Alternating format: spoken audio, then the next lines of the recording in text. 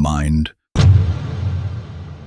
body, soul. Then why does it feel heavier the more I understand? Like the knowledge isn't lifting me, but pressing down on my chest. Like knowing makes the world feel darker instead of clearer. Because suffering is not an accident, it is the environment. Buddhism did not teach despair, it taught location. This world is structured for friction. Desire creates motion, motion creates attachment, attachment creates return. They called it samsara. Kemet called it repetition without remembrance. Hell was never underground.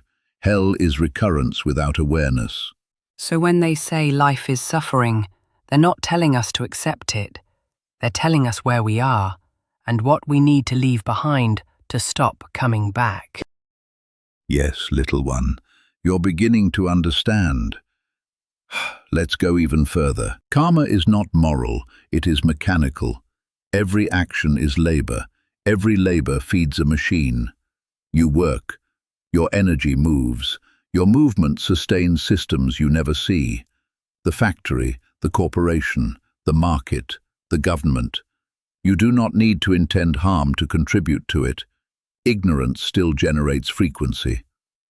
So even if I'm just copying papers or answering phones or clocking in and clocking out, I'm still feeding something, and that something echoes back into my life later. Yes, like attracts like is not poetry. It is physics of consciousness. You do not attract what you want, you attract what you emit unconsciously. That is why knowledge must enter the subconscious. Awareness alters emission. A conscious worker is not the same frequency as an unconscious one, even if they do the same task. So knowing doesn't stop the system, but it stops the system from fully owning me. Money is condensed desire. Desire has mass. The more you hold, the more it pulls your attention downward. That is why monks carry bowls, why they refuse kitchens, why they live on what arrives. Not because matter is evil, but because possession increases karmic inertia. Is that why rich people only circle other rich people? Like planets trapped in the same gravity, and everyone else just feels the pull without the protection. Yes, little one. Before belief, there was movement. Kemet understood the body as circuitry. Martial forms were not violence. They were calibration. Muscle memory trained the mind. Breath trained energy. Stillness trained perception. Only later did men turn these into styles. Styles limit flow. So when martial arts became about fighting and not energy, it lost its original purpose. Do you know Bodhidharma? Let me explain. Bodhidharma saw monks who could not stay awake in silence. Their minds wanted heaven, their bodies betrayed them. So he gave them movement, not to fight others, but to survive stillness. Shaolin was born to protect meditation. So Kung Fu was never meant for war. It was meant to keep the body from collapsing under truth. Exactly. Let's get into the number 9, a very spiritual number. 108 is not coincidence. Beads, steps, temptations, pressure points, hands, forms. 9 is completion, return reduced to unity.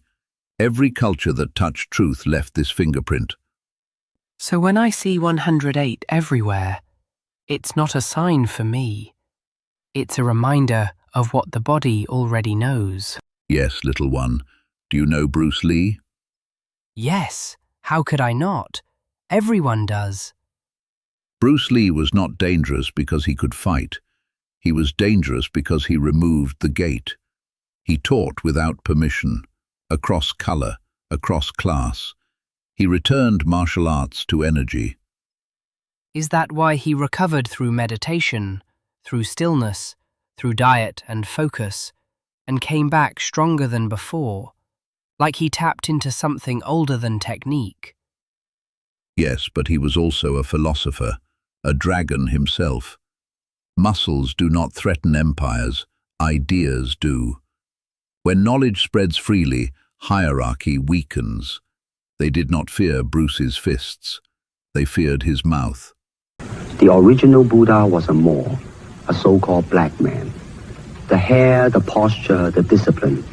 They changed the image, but not the truth. Genghis Khan and Kublai Khan, the first consecrated emperor of the Forbidden City, all descend from this one Asiatic line.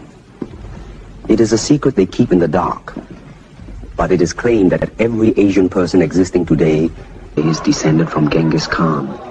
You must look past the image to see the essence, the connection they don't want the world to remember.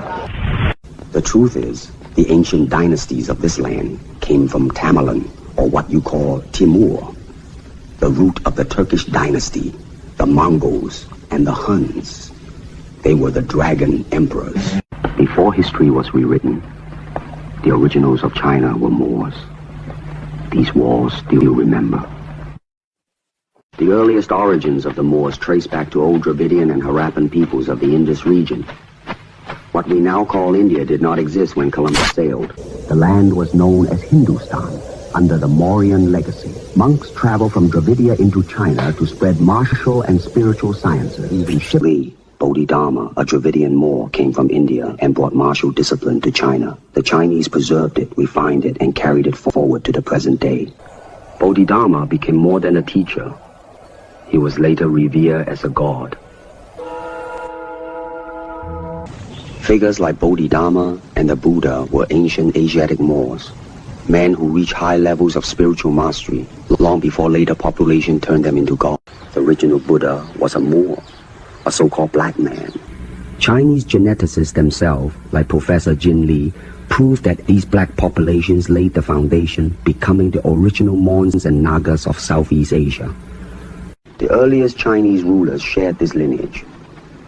Fuxi, the first emperor, is documented as a woolly-haired black man. The original inhabitants of Southeast Asia were the Mons and the Nagas. You can find irrefutable proof. The earliest settlers of Asia were described by anthropologists and historians as small black pygmies. Documented. The original Buddha was a Moor.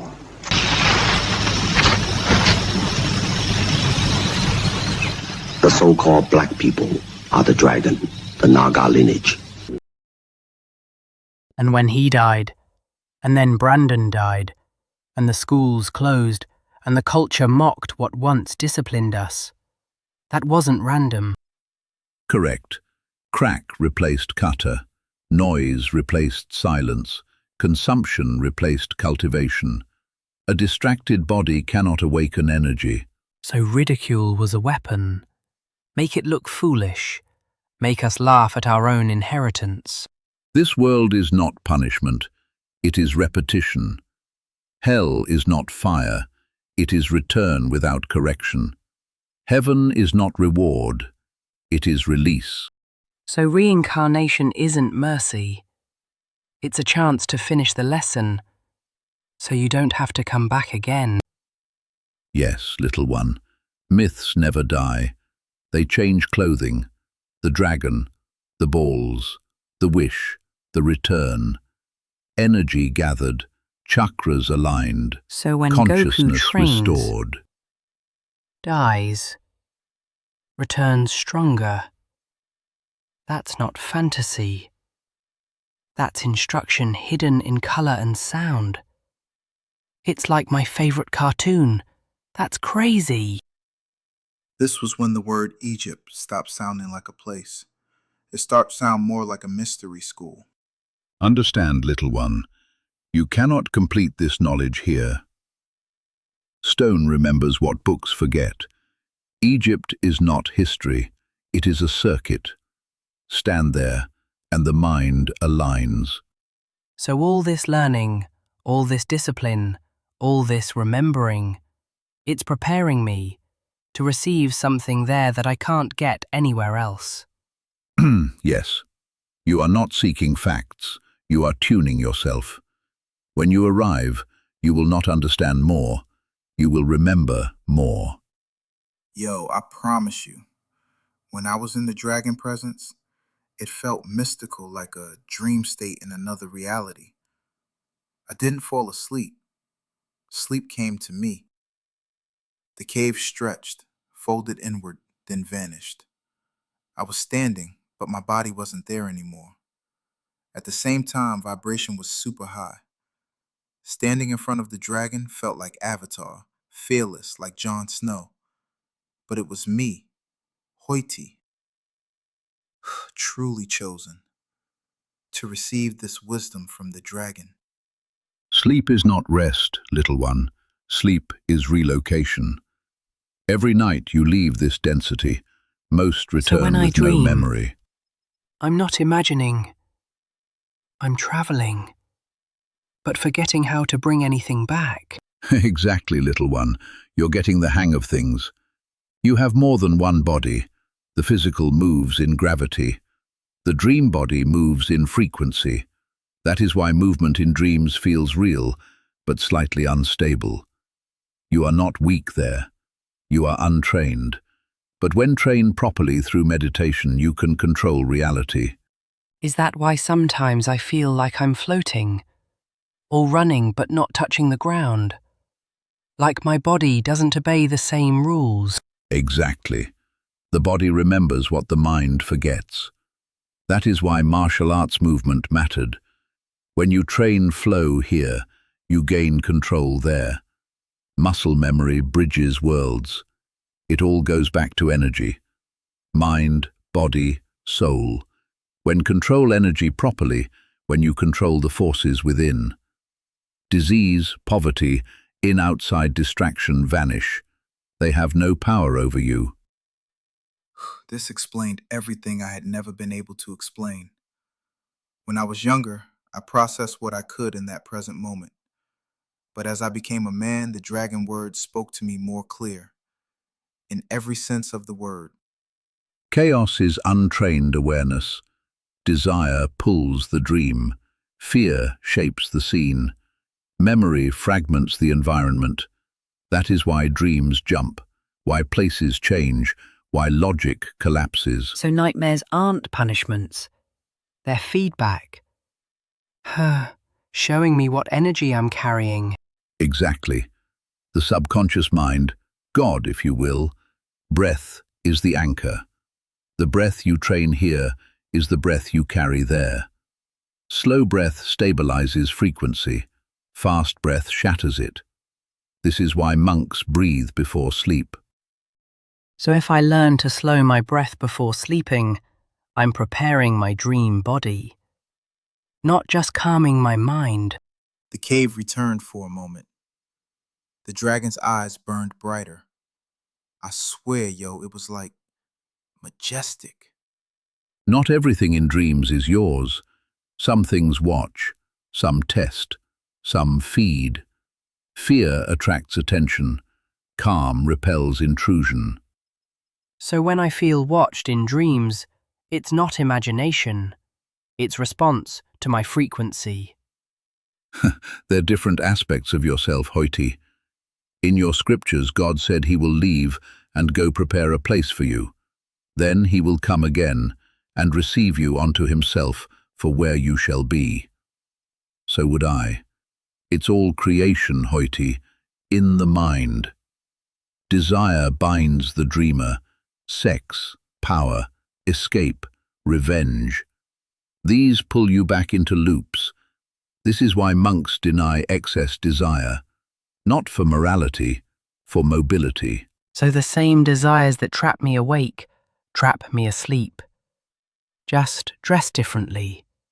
But if control through imagination, that's where liberation comes. Yes, little one. The dream state rehearses death. If you cannot move consciously in dreams, you will not move consciously after death. You will follow momentum. So reincarnation happens because most people die the same way they sleep, unaware, pulled by habit. Okay, I get it. That's the way they say, stay woke. Exactly.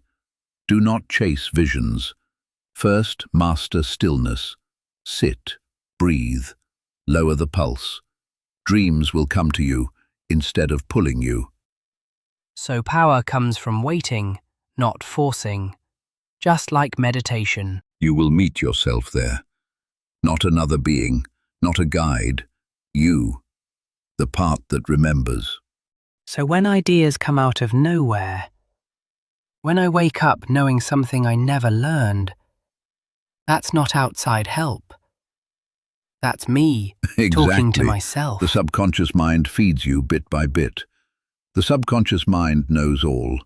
It keeps knowledge stored away until you start to connect with the knowledge consciously. Children have not been trained out of it. They have not learned fear of imagination. They have not sealed perception. That is why you all see more.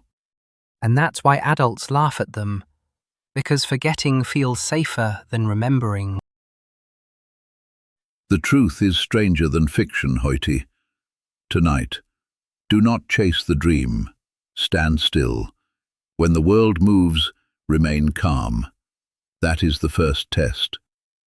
And if I fail, if I wake up, if I There is no forget, failure, only repetition.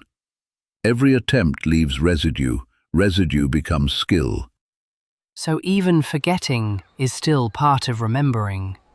Before you stand in Egypt, you will walk it in dreams. Stone calls before it teaches. So the journey already started. I just didn't know it yet. By the time the dragon spoke of serpents, I had already stopped seeing him as a creature. He was a motion, a memory, a current. Honestly, I just rode the wave. They taught you to fear the serpent so you would never follow it. The dragon was never evil. The serpent was never deception. It was instruction. Every ancient land knew this before fear replaced knowledge. So when every culture shows snakes and dragons, it's not coincidence. It's not fantasy. It's not myth for children. It's memory repeating itself. Yes, you're learning, little one. Symbols come after experience. Before drawings, before stories, before language, there was sensation. The serpent describes how energy moves, upward, spiraled, awakening center by center. You call it Kundalini now. They called it many things, but it always meant the same thing. The pharaohs, they had the serpent on their head, symbolically meaning they possessed a knowledge of this serpent power. So the serpent isn't something you worship.